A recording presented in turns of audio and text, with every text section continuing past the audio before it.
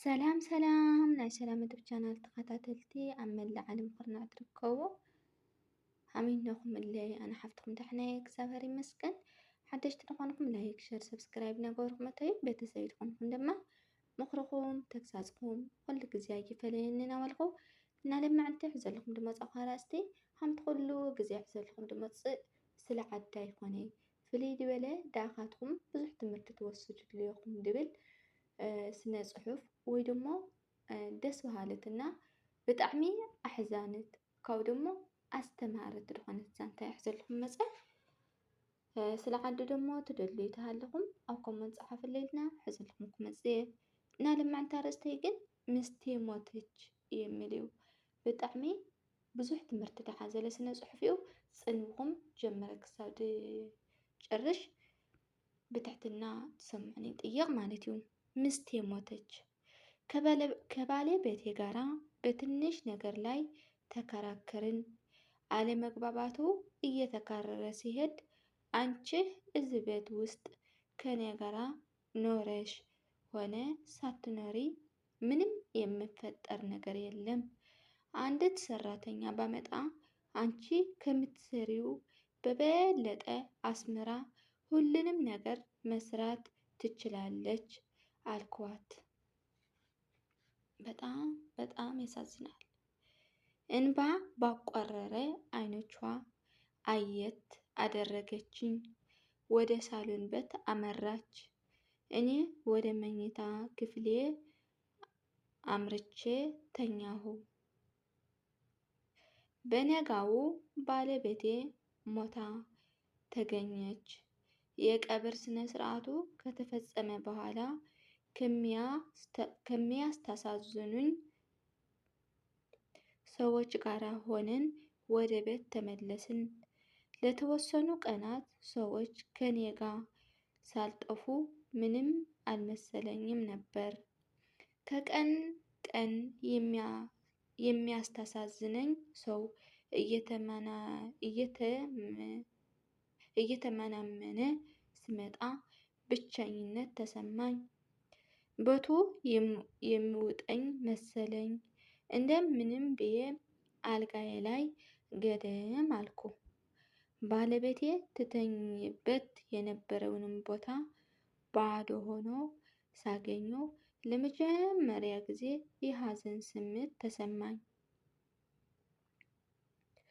ከእንቅልፌ ስነቃ የስራ ሰዓት ረፍደዋል። ለምን አልቀሰቀሰችኝም? ልቆጣት ዘወር ስል ልክ ከእንግዲህ ላትመጣ ጥላኝ ሄደች። ከተጋባን ጀምሮ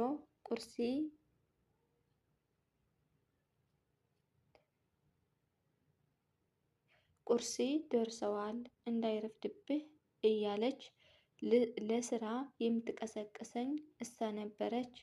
ቁርሲ ሳልበላ ወደ ስራ ቦታዬ አመራሁ። ቀኑ በዝግታ እያለፈ ቢሆንም የሆነ ነገር ቅር እንዳለኝ ይታወቀኛል። ምን ይሆን ስል አሰብኩ። የባለቤቴ የስልክ ጥሪ ነው። ሁሌም ስራዬ ላይ ሆኜ ትደውልልኝ ነበር። ወደ ውዴ እንዴት እንደናፈቅኸኝ ልነግርህ አልችልም።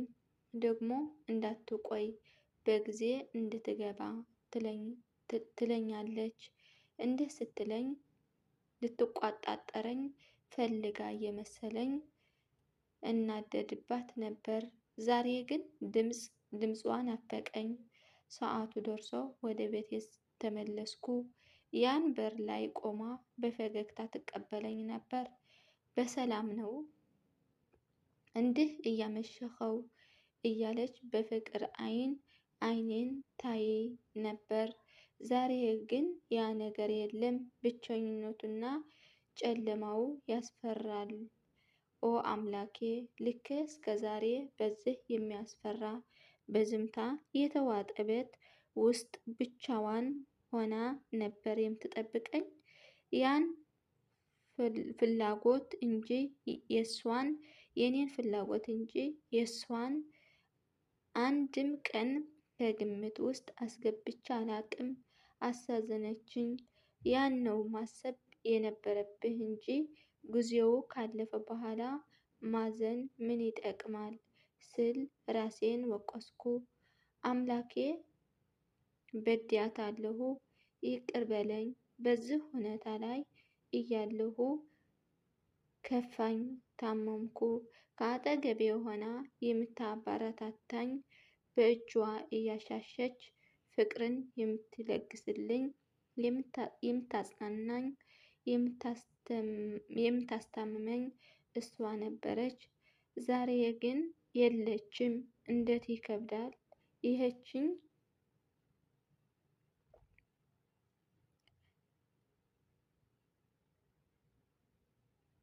ይህችን መልካም ሴት በከፍተኛ ሁኔታ ስበድላት መኖሬ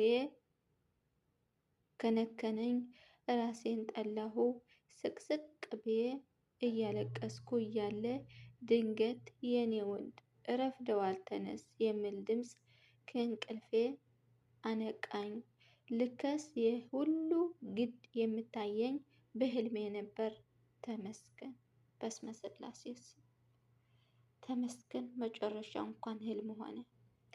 በድንጋጤ ተውጬ አጠገቤ ሆና በፍቅር አይኔን የምታየኝን ባለቤቴ እቅፍ አደረግኳት። እግዚአብሔር ይመስገን ውዷ ባለቤቴ በህይወት አለችልኝ። ከዚህ ቀደም ለበደልኳት ሁሉ ይቅርታ ታደርግልኝ ዘንድ ተማጸንኳት። ከእንግዲህ ላላስከፋት ለራሴ ቃል ገባሁ። ነገሮች ካለፈ በኋላ ከመጸጸት አሁኑ ካንተ የሚጠብቀውን ነገር ለማድረግ ጥረት አድርግ። የሰው ልጅ በተፈጥሮው ሙሉ አይደለም። የተወሰኑ ድክመቶች ይኖርበታል። ያን ድክመቱ እንደ ማጠቂያ ማሰሪያ የተጠቀምክ ይበልጥ አታቁስለው። በተለይ የህይወት አጋርህ በሆነችው ባለቤትህ ላይ ልቧን የሚሰብሩ ቃላት ከመጠቀም ተቆጠብ። ያን ከሌላ በላይ ነው ይላል። በጣም ትልቅ ትምህርት ያዘለ ስነ ጽሁፍ ነው። እኔ መጀመሪያ ጊዜ ማለት ነው ሳነበው በጣም ነው ያዘንኩት። ከዛ ህልም ሆኖ ካገኘሁት በኋላ ደግሞ በጣም ደስ አለኝ ማለት ነው።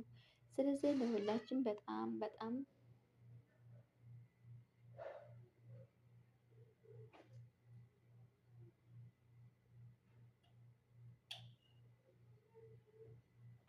በጣም ብዙ ትምህርት ያዘለ ስነ ጽሁፍ ነውና እኔ ብዙ ትምህርት ተምሬበታለሁ። እናንተስ ምን ትምህርት ወሰዳችሁ? በእኔ ግን በጣም እንጃ ከምላችሁ በላይ በጣም ትልቅ ትምህርት ቤት ነው የሆነኝ። እናንተም በጣም ብዙ ትምህርት እንደምትማሩበት ተስፋ አደርጋለሁ ማለት ነው። እና በሌላ ቪዲዮ እስክመጣችሁ ድረስ ሰላም ቆይልኝ። የምወዳችሁ ማከብራችሁ፣ ሸር ላይክ ሰብስክራይብ እያደረጋችሁ ደግሞ አበረታቱኝ እያልኩ ሰላም ቆይልኝ። ቻው ቻው። ሰላም ናይ ሰላም ዩቱብ ቻናል ተኸታተልቲ ኣብ መላእ ዓለም ኩርናዕ ትርከቡ ሃሚንኩም ኣለይ ኣነ ሓፍትኩም ዳሕናይ እግዚአብሔር ይመስገን። ሓደሽቲ ዝኾንኩም ላይክ ሸር ሰብስክራይብ ነገርኩም እተይ ቤተሰብ ዝኾንኩም ድማ ምክርኩም ተግሳጽኩም ኩሉ ግዜ ይፈለየኒ ናበልኩ እና ለማዕንቲ ዘለኩም ድማ ጻኻራስቲ ሓምቲ ኩሉ ግዜ ዘለኩም ድማ ስለ ዓዳይ ኮነ ፍልይ